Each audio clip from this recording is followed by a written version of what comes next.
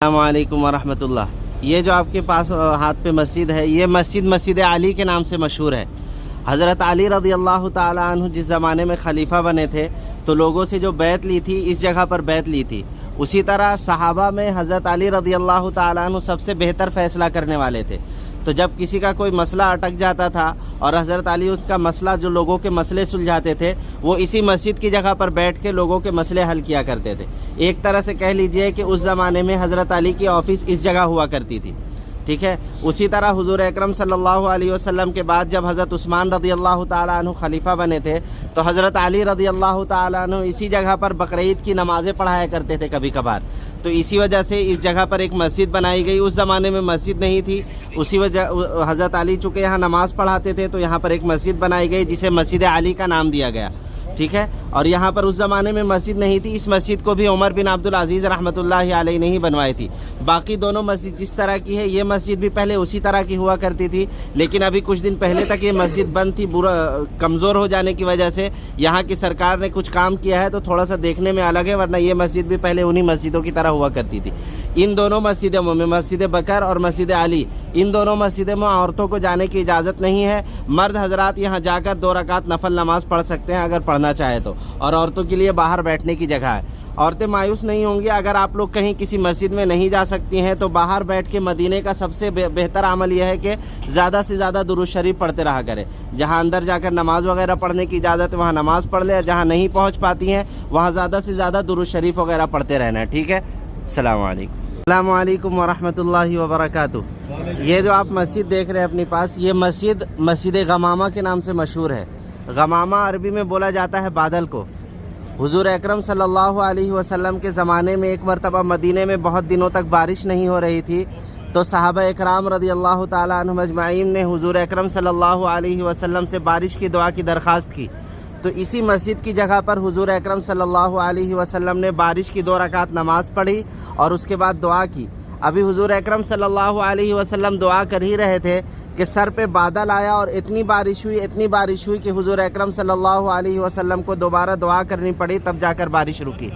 اسی طرح حضور اکرم صلی اللہ علیہ وسلم مکہ سے جب مدینہ آئے تو مدینے میں حضور اکرم صلی اللہ علیہ وسلم لگ بھگ 10 سال حضور اکرم صلی اللہ علیہ وسلم کا قیام تھا۔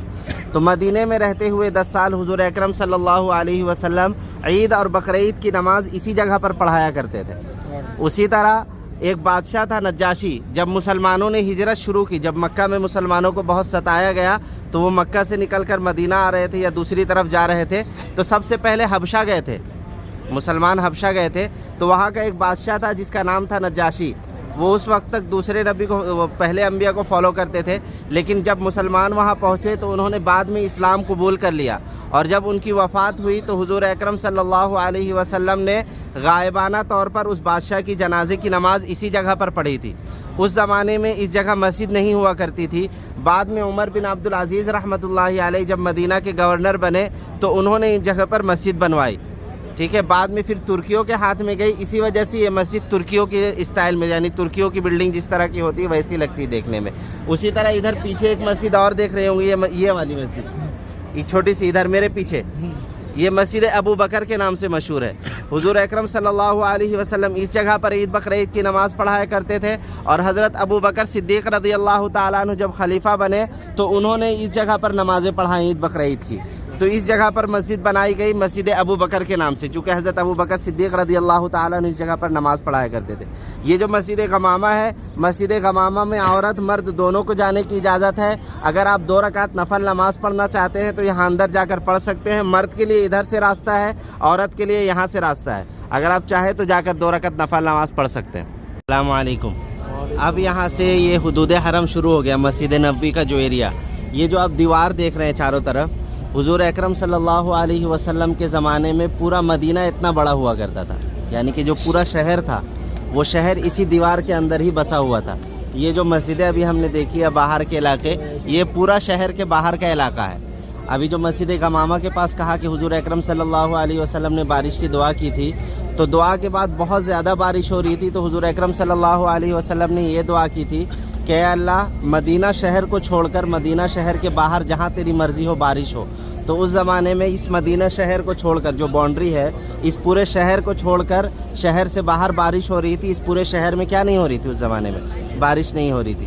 یہاں سے اندر جائیں گے خاص طور پر مدینہ میں رہتے ہوئے, اور اس سے زیادہ خاص دھیان رکھنا ہے جب مسجد نبوی میں آئے تو اپنی آواز نیچی رکھنی ہے, آواز بلند نہیں کرنی ہے, ہنسی مذاق سے پرہیز کرنا ہے.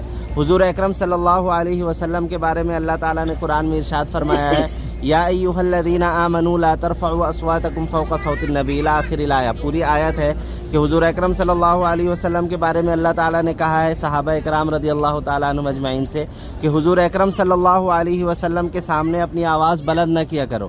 اگر اونچی آواز میں بات کرو گے حضور کے سامنے تو کہیں ایسا نہ ہو تمہارے زندگی کے سارے اعمال ضائع ہو جائے اور تمہیں پتہ بھی نہ چلے. تو اسی وجہ سے ان باتوں کا دھیان رکھنا ہے. مدینہ میں رہتے ہوئے خصوصی طور پر زیادہ سے زیادہ حضور اکرم صلی اللہ علیہ وسلم پر درود و سلام بھیجنا ہے. اللہم صلی علی محمد وعلی آلہ وصحبہ وسلم. آپ کو جو بھی درود شریف یاد ہو. یہاں سے ابھی ہم آگے چلیں گے, آگے باب السلام ہے جہاں سے اندر سلام پیش کرنے کے لیے جاتے ہیں. ٹھیک ہے, وہاں سے مردوں کو اندر جانے کی اجازت ہر وقت ہے. عورتوں کے لیے عشاء کی نماز کے بعد 21 نمبر گیٹ سے اندر جانے کی اجازت ہے. تو عورتوں کو بعد میں لے کے ابھی آپ باہر بیٹھ کر سلام پیش کر سکتی ہیں. عورتیں باہر بیٹھ کر درود پڑھے, اندر جا کر جب عشاء کے بعد 21 نمبر گیٹ سے اندر جائیں گی تو اس وقت اندر جا کر سلام پیش کر سکتی. ٹھیک ہے, ان باتوں کا دھیان رکھنا. ایک چیز یہ ہے کہ آپ جب ہوٹل سے آئیں گے, یہ گیٹ نمبر 310 ہے. ٹھیک ہے, سیدھا آپ کے ہوٹل سے 310 نمبر گیٹ پہ آنا ہے. کوئی اگر ادھر ادھر بھٹک جائے تو کسی کو اگر بتانا ہے کہ میں کس جگہ ہوں تو 310 نمبر گیٹ بتا سکتے ہیں. ایک اور اہم چیز, اگر آپ بوٹل وغیرہ میں زمزم بھر کر لے جانا چاہتے ہیں, مسجد کے اندر زمزم ہوتا ہے, وہاں سے بھر کر لے جانے کی اجازت نہیں ہے.